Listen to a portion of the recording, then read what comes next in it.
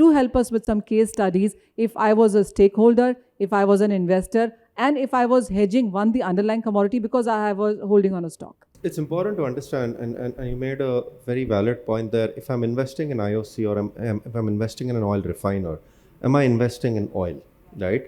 No, you're not. What you're investing in when you invest in a refiner is the margin that the refiner produces, right? However, if you were investing in a crude oil exploration company, you're perhaps investing in oil. So you have bought into the risk of crude oil or any commodity for that matter if you bought into an explorer. But when you bought into a refiner, what you want to make sure, and any processor of any commodity, is that the margin that they give on processing that commodity, that stays consistent quarter after quarter after quarter.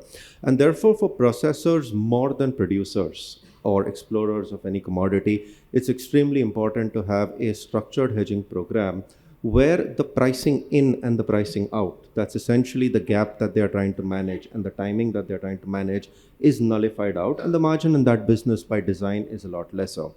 Now, when you come further down that value chain to the consumers, right, there are two questions that a consumer of any commodity has to ask. Can I pass this price on to the end consumer who's going to buy the commodity, and when can I pass it on, right?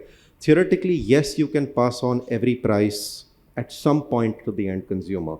But until you can't, you have to be able to lock in or hold that price so that you sustain that business model. Because the choice you have is take a hit on margins now and hope that at a later point of time when input prices go down, I'll make that margin up later.